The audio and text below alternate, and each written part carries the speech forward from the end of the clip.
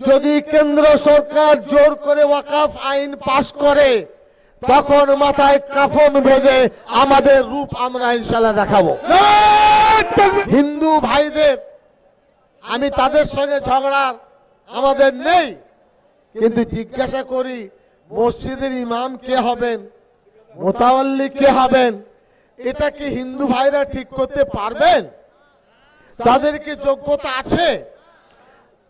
কোন এক মন্দিরের পুরোহিত কে হবে সিদ্দিকুল্লাহ চৌধুরীকে ঠিক করতে পারবে?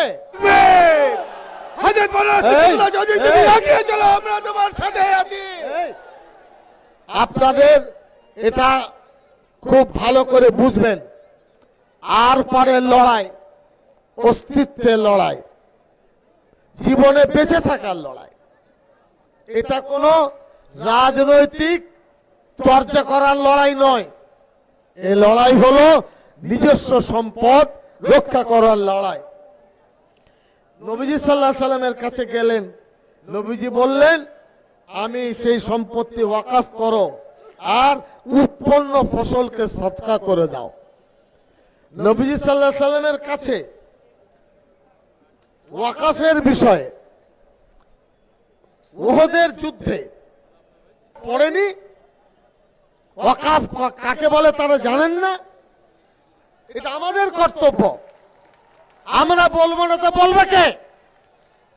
আমাদের ব্যথা বেদনা আমরা রাস্তায় বলবো না বলবে কে? এটা মনে রাখবেন। নবীজি সাল্লাল্লাহু আলাইহি সাল্লাম ওই মানুষটি মরার পরে 7টি বাগানের মালিক হলেন। যে 7টি बागान रसूल मकबूल सल्लल्लाहु अलैहि वसल्लम मिल्लत के लिए मुसलमानों के लिए वक्फ कर दिया। ये सबूत है। मदीना तैयबा में सहल और सुहेल 2 नाबालिग भाई थे। आका दो जहां को पसंद आया कि यहां मस्जिद बननी चाहिए। सैयदना सिद्दीक अकबर रज़ी अल्लाह अन्हु को लगाया, वो मालिकाना पावे ना। তাই ছেলেদের নামে হোক আর আল্লাহর নামে হোক এই সম্পত্তির জন্য জিভ দিয়ে লাল পড়ছে বিজেপি। তাদের লজ্জা হয় না? তাদের শরম হয় না?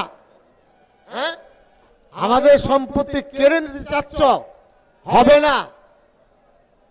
ঘুঘু দেখেছে বিজেপি, ঘুঘুর ফান দেখেনি। এই বাংলায় ফান দেখবে ইনশাআল্লাহ। তরুণ ফুরফুরায় অনেক সম্পত্তি আছে, মসজিদে থাকতে পারে। আপনি কে যে আপনি মসজিদের সম্পত্তি নিতে চাচ্ছেন? কেন যাচ্ছেন? এবং এই রহরা রামকৃষ্ণ মিশন হিন্দু ব্যক্তিত্বের দ্বারাই পরিচালিত স্বশাসিত সংস্থা। তাদের সম্পত্তির মালিকানা সরকার নেই, তাদের ট্রাস্ট তারা চালাবে। ওই বেলুর মঠের মন্দির আছে, তারপরে ধরুন ওই ইসকন আছে, ওই উড়িষ্যায় কি ওটা মন্দির, বড় পুরীর জগন্নাথ মন্দির আছে, তাদের মালিকানা। বিজেপির চোখে কি রঙিন চশমা আছে? তারা কি দেখতে পায় না যে তারা মুসলমানের সম্পদ লুটে ফুটে খাবে? এটা হবে না। এবার আপনাদের সামনে ওয়াকফের বিষয়ে রেজিস্ট্রেশনের অ্যাক্ট 1908 সালে হয়েছে। ট্রান্সফার অফ প্রপার্টি অ্যাক্ট হয়েছে 1882 সালে। মুসলিম ওয়েলফেয়ার অ্যাক্ট 1923 সালে। বেঙ্গল ওয়াকফ অ্যাক্ট 1934 সালে। এই সমস্ত ওয়াকফ সম্পত্তি 40 পাতার সংশোধনী এনেছে বিজেপি। কি চাচ্ছে? 95 সালের ওয়াকফ আইনকে ধ্বংস করতে চাইছে। স্টেট ওয়াকফ বোর্ড বলে নামে থাকবে, কাজের ক্ষমতা থাকবে না। ট্রাইব্যুনাল তারা গঠন করবে, মাথায় বসে থাকবে জেলা শাসক।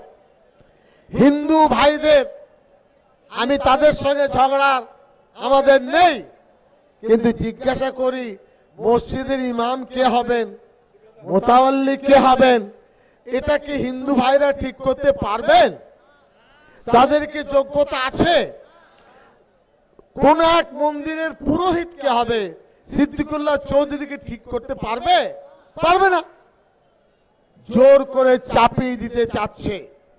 আমি অনুরোধ জানাবো আজকে সমাবেশের মাধ্যমে मैं गुजारिश करना चाहता हूं तमाम अपोजिशन पॉलिटिकल पार्टी को, आप अपनी ताकत से वक्फ बिल को विरोध कीजिए, विरोध कीजिए। ये मुसलमानों का धड़कन है।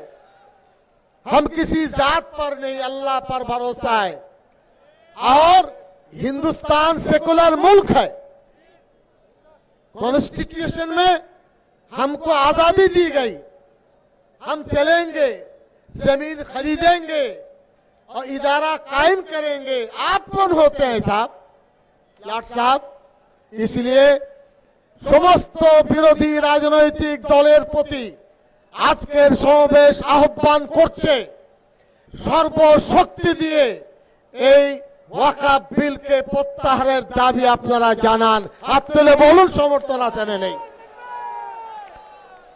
মসজিদ, মাদ্রাসা, খানকা, ঈদগাহ সবকিছু চ্যালেঞ্জের সম্মুখীন হয়ে যাবে। এটা কোনো মামুলি প্রশ্ন নয়। আমরা দুঃখিত যে এটা নিয়ে যে চর্চা দরকার ছিল সেটা কিন্তু হয়নি। আমাদের অনেক কষ্ট করতে হয়েছে। ওই যে নিয়ে গেল সাহায্যের জন্য টিন, আমাদের সাহায্য করুন। একটা প্রোগ্রাম করতে 1-2 কোটি টাকা খরচ।